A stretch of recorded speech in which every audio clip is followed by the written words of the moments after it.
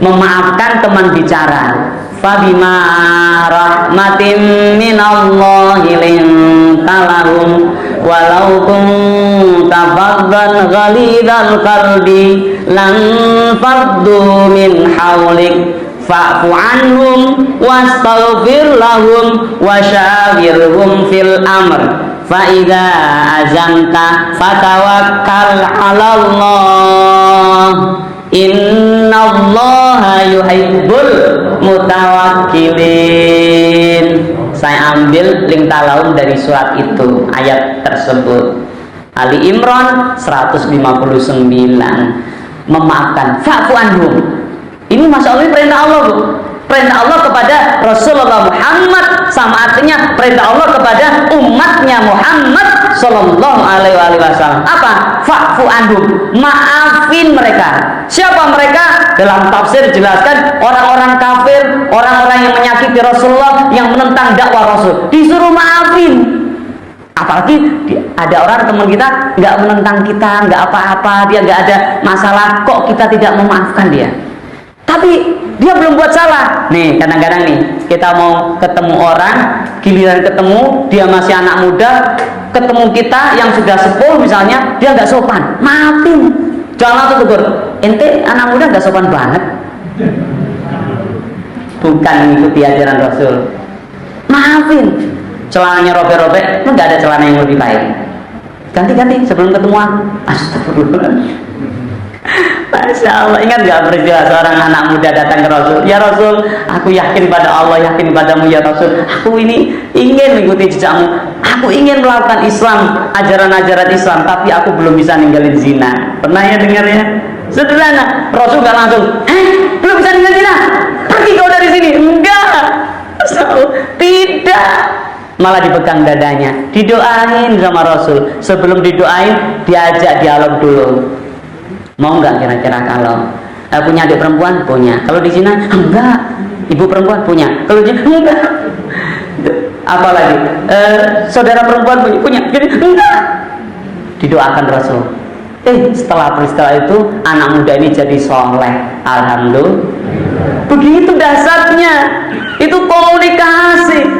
Itulah komunikasi Rasul, bukan lip service, bukan hanya di bibirnya bagus, baik. Enggak, itu benar-benar dari lubuk hati Rasulullah Muhammad Sallallahu Alaihi Wasallam. Allahumma shalli ala Muhammad.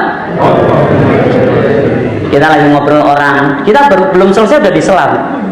Enggak bisa, itu enggak bisa. Astagfirullahaladzim, maafin dia ya, maafin, beneran ya, maafin. Jangan dimusuhin. Jangan kita mentang-mentang udah tua nggak mau ngalah.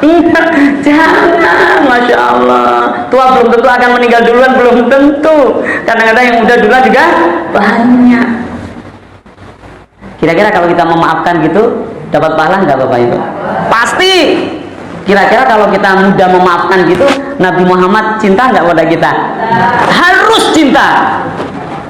Niscaya beliau cinta. Kalau beliau cinta, dapat nggak syafaat? Dapat. Gimana caranya tadi? Memaafkan. Nggak sulit. Pakai biaya nggak memaafkan, Bu? Enggak. Nggak pakai biaya. Nggak perlu biaya. Nggak perlu registrasi. Aku mau memaafkan kamu. Jika kamu sudah kesana. Pakai syarat. Nggak perlu. Maaf ya, maaf aja.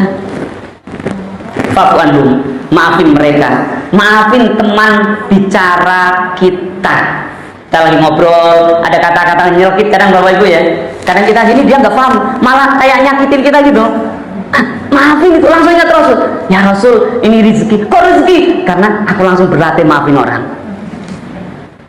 Ya, jangan dibalik-balik. Ya pengajian, waktu pengajian ini pengajian, Mas. Kalau begini praktek susah. Justru susah itu pahalanya tambah besar. Makanya kadang kenapa sih Bapak Ibu kita ini sulit jalanin ajaran Rasulullah itu? Kenapa sulit? Karena bagi kita akhirat itu belum serius di depan mata kita.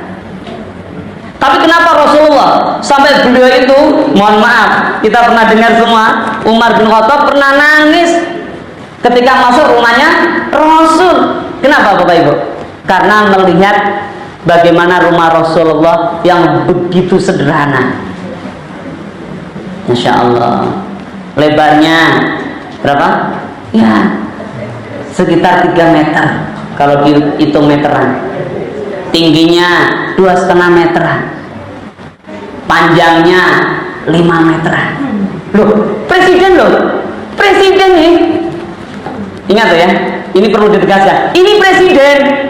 Ini khalifah. Ini penguasa, bukan hanya penguasa religius, tapi penguasa negara.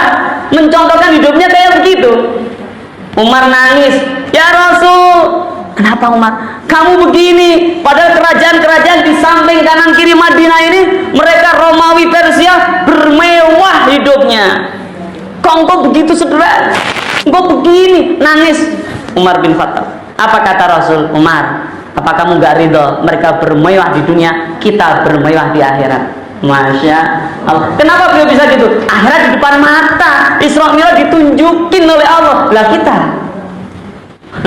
kapan ditunjukinya? Kalau tidak memperkuat keyakinan kita sendiri dengan banyak mengingat perjalanan Rasulullah Muhammad Sallallahu Alaihi Wasallam. Masya Allah. Sampai mau makan aja tanya istrinya dulu. Istriku, ada makanan enggak? Enggak ada, Bang.